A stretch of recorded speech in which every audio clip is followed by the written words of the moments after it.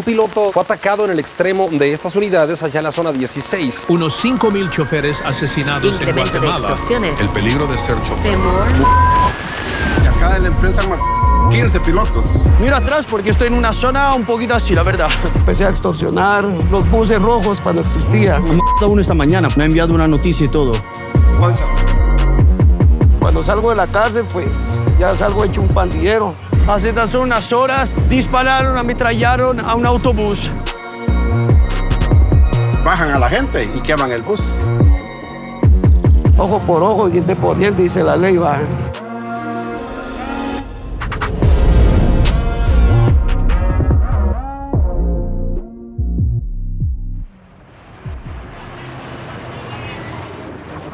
Lo que ves aquí pueden parecer simples autobuses, no para el transporte urbano, pero en el periodo entre 2001 y 2018 se han convertido estos lugares en lugares de muerte para más de 3.100 conductores.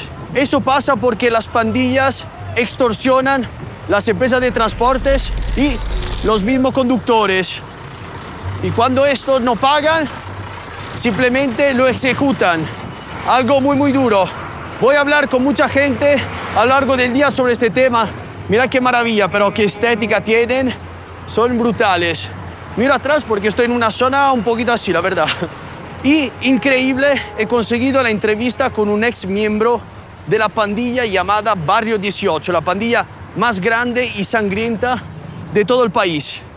Y él se dedicaba justo a la extorsión y al sicariato. Me tengo que ir muy rápido porque me han avisado que acaba de pasar justo lo que estamos hablando. Parece que han balaceado un piloto. Sí, se queda ahí el bus, todo balaceado. Entonces no sé bien cómo va a estar el tráfico, porque me ha escrito un amigo diciéndome vete allá porque aquí tarda mucho en mover los autobuses por el tráfico y todo. Puede ser que lo encuentras.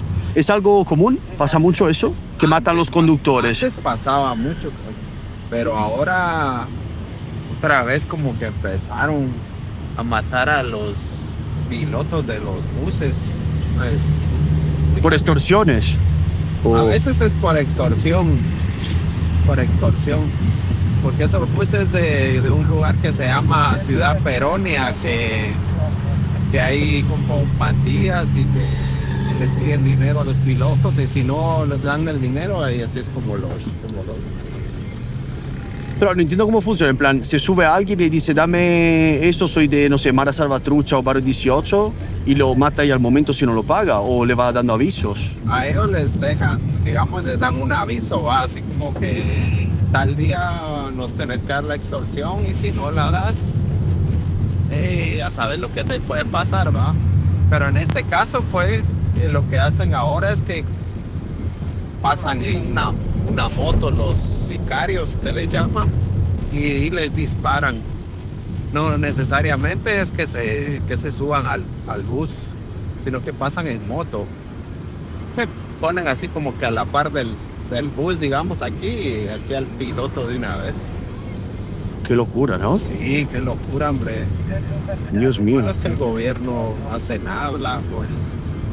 Aquí acaba de haber un asesinato. Y es que como son zonas así marginales donde hay, digamos, pobreza, digamos, a los niños los obligan a meterse a la mara.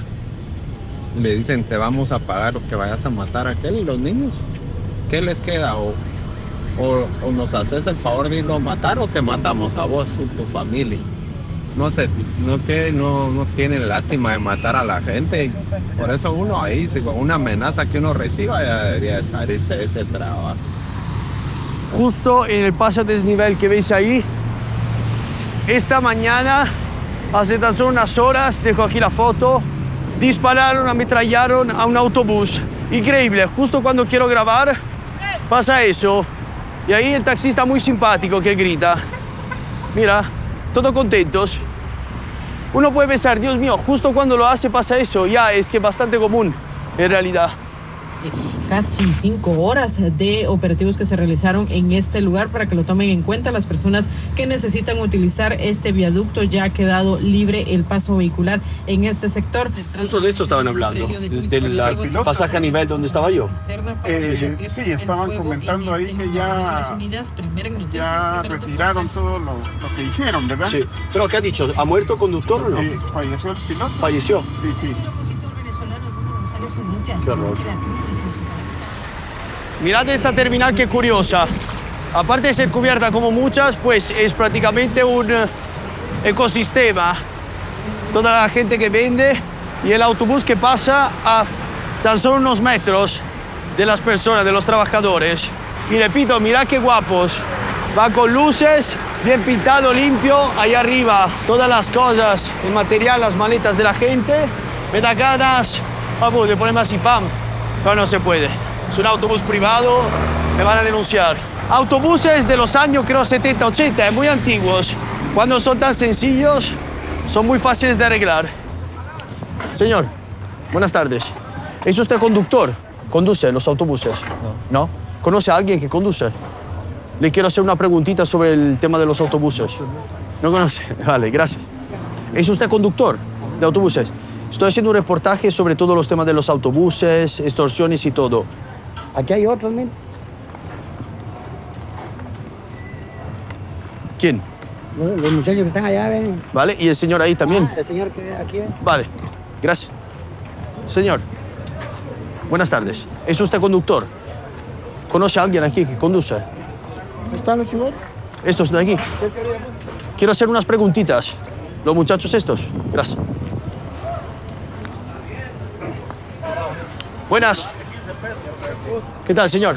¿Sí? Buenas. Normalmente en todo el mundo es un trabajo que no tiene nada de peligro. Mientras aquí he visto que puede ser peligroso en alguna situación. Esta mañana misma ha pasado, ¿no?, una balacera y todo. ¿Tiene miedo usted de ir a trabajar todos los días o ya se ha acostumbrado? ¿Cómo gestiona un poco la situación? Pues la verdad, fíjese que aquí pues el miedo pues corre siempre, ¿verdad? Pero siempre nos encomendamos a nuestro Señor y Él es el que nos guarda. Yo llevo más de 20 años de manejar en la empresa.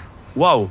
¿Y le ha pasado recibir eso, sabes, que le pidan, mira, págame 50, págame 100, págame lo que sea? A uno le llaman las personas, va, mira, necesitamos 50,000.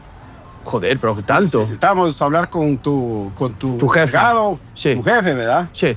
Y es cosa que uno no nada que ver, ¿verdad? Entonces, la verdad que han matado bastantes pilotos. De acá de la empresa han matado aproximadamente 15 pilotos. ¿Y usted no ha pensado buscar otro trabajo?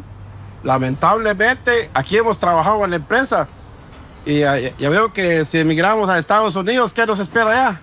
Peor aún. Deportación. ¿Y entonces cómo gestiona? En plan, ¿cómo consigue estar seguro? ¿Tienes algún tipo de medida de protección? ¿O se sube alguien que la protege cuando sí. trabaja? Cargamos. La verdad que como mire, pues, si le echamos la culpa al gobierno, no es del gobierno, ¿verdad? Ya, ¿de quién es? Que es cada ser humano es el de eso, el que se guía de esa forma, ¿verdad? Pero ¿crees que el gobierno está haciendo todo lo posible para que vosotros podáis trabajar de manera segura? No, el gobierno no hace nada. Los gobiernos no hacen nada. Ellos lo que hacen es nada más estar ahí, ¿verdad? Usted, entonces, y la policía, la autoridad, ellos no se dan abasto para todo esto. Entonces, tenemos nuestra seguridad. Vale. Parte de la empresa. Vale. ¿Cómo es la sensación de ir a trabajar todos los días sabiendo que puede ocurrir algo? ¿Cómo se siente usted cuando sale de casa? No sé si saluda a su esposa, a sus hijos. ¿Tiene miedo o ya estás acostumbrado? Ya estamos acostumbrados. Por eso hay que portarse uno bien con la gente que lo necesita. Claro. Para que Dios esté con uno. Una vez, el jefe, yo me quería ir en mi turno y él me dijo, hacete para atrás. Yo estaba peleando con la muerte y a ese turno le tiraron los bandidos, le tiraron. Y bendito sea Dios, cuando yo iba atrás ya pasé normal.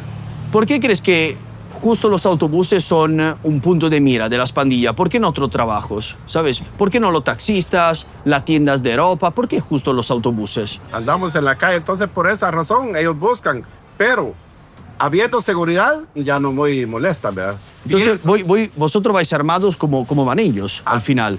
Armados. Si pudieras hablar directamente con los líderes de las pandillas, ¿qué le dirías? Nosotros somos pilotos, ¿verdad? No somos empresarios. Nosotros nos andamos ganando para llevar el sustento a la casa, ¿verdad?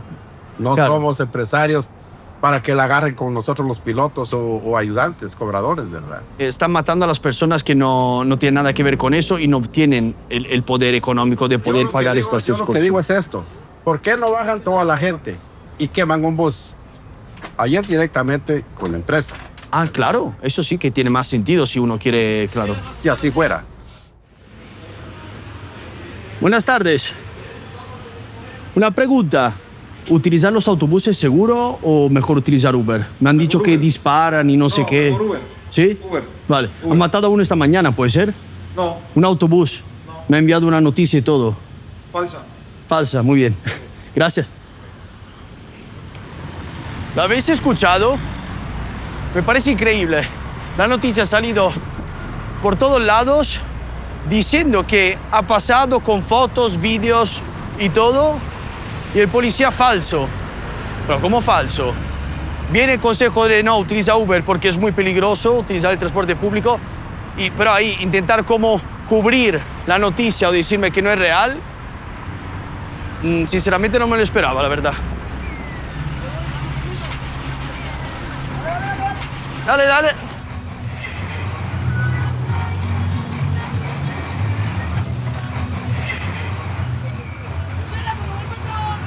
Bueno, he conseguido una entrevista con una persona que tiene un pasado muy complicado, ha tenido una vida, yo creo, muy interesante, que puede inspirar a mucha gente y está muy relacionada también con el tema, ¿no?, del video de hoy, los autobuses. Cuéntame un poco tu historia desde el principio. Me has dicho que vienes de una familia de bajos recursos, faltó tu padre, cuéntame. A los 12 años yo pierdo a mi madre, muere por un cáncer. Mi padre nos deja abandonados. Me quedé en la calle efectivamente un buen tiempo viviendo ahí en el basurero de la zona 3. De ahí crecí, un rencor en mi corazón muy grande. No andaba buscando quién me la hizo, sino que me las iba a pagar en las calles. A los 16 mato al primero, que hacer una condena de casi 8 años. Cuando salgo de la cárcel, pues ya salgo hecho un pandillero. Empecé a vender drogas, tuve puntos, hice cosas que no tendría que hacer en la vida, pero esa es la ley de la vida, la ley de las calles. Tienes que sobrevivir y si no sobrevives, pues te matan. Entonces, ¿de qué pandilla hablamos? Solo te puedo decir de perteneciendo a las pandillas más grandes. Donde el barrio MS y el barrio 18 son las más grandes, solo eso te podría decir. Alguna de una de ellas dos perteneció. Vale. Entonces, y le doy gracias a Dios que salí de ellas, pero con el tiempo, pasando los días, no me conformaba con el dinero que tenía, empecé a extorsionar. ¿Quién extorsionaba? ¿A negociante o conductores de autobuses? A los buses rojos cuando existían. Esos fueron los que tenía todo, yo renta. Según el número que tenía la camioneta, así era la renta que yo pedía. Explícame un poco eso, ¿cómo funciona? Póngale que si esta camioneta tiene el número 110, eso le tenía que dar a uno 110. Sí. Ajá. ¿Y si era número 20? ¿Solo 20? Quizás. Poquito. Ajá, poquito, sí. Mejor ser conductor de un autobús con número bajo. ¿no? Sí. Entonces así era la movida antes y con el tiempo pues pedí mis cuadros, me los dieron gracias a Dios, pero por mis cuadros tuve que dar los puntos de droga. Eso sí, tengo que respetar también a pandilla donde yo pertenecí, porque si toco dinero que no es mío, al rato me matan por ese dinero. Entonces yo respeto, hicimos a truena que yo no iba a tocar nada y con eso... Hiciste ahora como un pacto, por así decirlo, con las pandillas. No puedes hacer ningún tipo de extorsión, si no te encuentran... Nada, yo no puedo rifar ni el barrio de donde pertenecí, nada. Cuadros. Explícame cómo funciona la extorsión. En plan, tú subes al autobús y la persona ya sabe cómo funciona o le habla y dice, escucha, yo soy la persona X y me tienes que dar. ¿Cómo es el mecanismo? Mira, yo por lo que he vivido aquí ahorita en los buses, miramos que solo vienen a tirar teléfonos. Dice que solo podemos ver, pero no podemos ser sapos, como decimos, ¿verdad? Claro. Porque el sapo aquí lo matan. Ahí sí que solo miramos y ver y callar. Vale. Eso es lo que hemos aprendido en las calles, ¿verdad? Ha sido duro, porque no es nomás andar en las camionetas, hay discriminación, te miran tatuado, la gente te toma como, aunque no seas ladrón ya, pero me haces este tatuado, aquí hay discriminación. Te mira mal. Sí, te mira mal. Aunque tengas cualquier tatuaje, te mira mal. Y piensan que uno es ladrón, y aunque uno no sea, pero siempre van a decir que uno es ladrón. ¿Qué pasa si el conductor de un autobús te dice, mira, yo en eso no quiero participar, no te voy a dar nada? ¿Así una extorsión? Sí. Pues lo tendría si es mandado por alguien, un líder, que lo tiene que hacer, ¿va? Y si no, pues yo pienso que las consecuencias se toman después, ¿va? Ese es el problema, ¿va? ¿Conoces a alguien o tú mismo que ha tenido que asesinar a un conductor de autobús por no pagar? Aquí se vive eso casi a diario, se miran muchos asesinatos, ¿va? Uno conoce, pero uno no puede... Claro, decirlo. decirlo, ajá. ¿Te parece justo que una persona de buena familia que hace este trabajo para dar de comer, sabes, a sus hijos, tenga que subir estas extorsiones? En plan, es una buena persona que está trabajando, no está haciendo nada malo. ¿Por qué le pasa eso, sabes? Porque la verdad que yo siento que la extorsión está mucho a la moda ahorita aquí en estos países de Latinoamérica, ¿va? Sí. Y aquí, si no es por tu negocito que tienen, pues te matan, ¿va?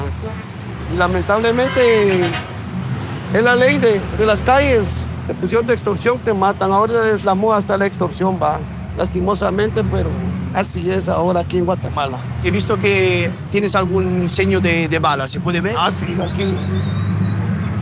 aquí se entraron las balas y me salieron acá. Una baleada que me dieron. ¿Por qué pasó eso? Por andar robando y extorsionando.